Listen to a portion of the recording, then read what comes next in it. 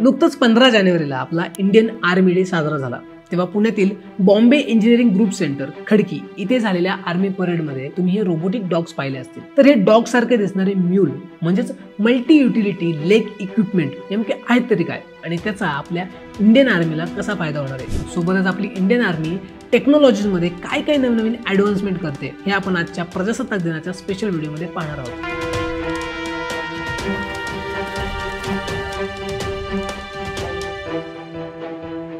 आपल्या देशाच्या सीमेचं रक्षण करणं आणि आपल्या देशाच्या आतील आपल्या नागरिकांचं संरक्षण करणं हे आपल्या इंडियन आर्मीसाठी खूप महत्त्वाचं असतं आणि त्यासाठीच इंडियन आर्मी प्रत्येक दलामध्ये काही ना काहीतरी नवनवीन टेक्नॉलॉजिकल ॲडव्हान्समेंट करत असते.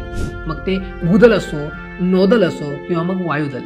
त्यासाठी 2023 हे वर्ष इयर ऑफ टेक्नॉलॉजिकल ॲब्सॉर्प्शन आणि 2025 हे वर्ष इयर ऑफ रिफॉर्म्स म्हणून घोषित करण्यात आले आणि त्यानुसार काही बदल आपल्याला पाहायला मिळतात. मागच्या 10 वर्षात ड्रोन, रोबोटिक्स, सायबर सुरक्षा अशा अनेक टेक्नॉलॉजीज आपल्या इंडियन आर्मीमध्ये डेव्हलप केल्यात आणि आता ते पोहोचलंय unmanned फेजवर.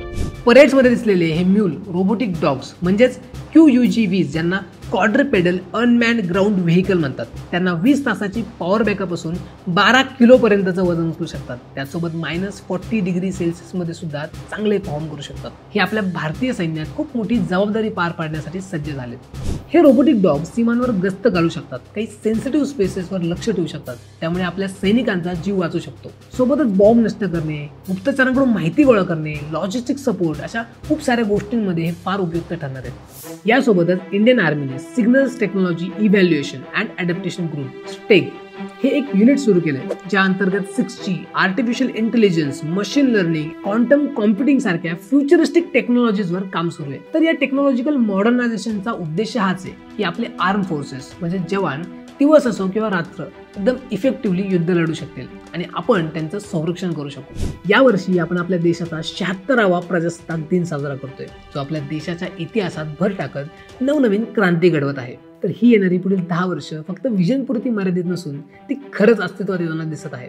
Indian Army strategic partnerships, cutting edge research, मॉडर्नायझेशनवर फोकस करत आहे. तर येणारा काळ एक भारतीय म्हणून आपल्यासाठी फार एक्साइटिंग असणार आहे. आर्मीची टेक्नॉलॉजीच्या एक्सलन्सची कमिटमेंट पाहता तयार होणारं सैन्य फारच भव्यदिव्य आणि वेल इक्विप असेल यात शंका नाही. भारत हा विचार, अभिव्यक्ती आणि समानता जपणारा देश आहे, जो ना अन्याय सहन करतो ना होऊ देतो. जेव्हा आपण एखाद्या देशाचं कौतुक ऐकतो, झालेली नवीन क्रांती पाहतो, तेव्हा त्यामध्ये सगळ्यात मोठा वाटा हा तिथल्या सैन्याचा असतो. त्यामुळे आपल्या देशामध्ये होणाऱ्या या क्रांतीबाबत प्रशंसा वाटते. आज या दिवशी आपण आपल्या जवानांच्या कर्तव्याबद्दलची जाणीव आणि त्यांच्या योगदानाबद्दल कृतज्ञता व्यक्त केलीच पाहिजे.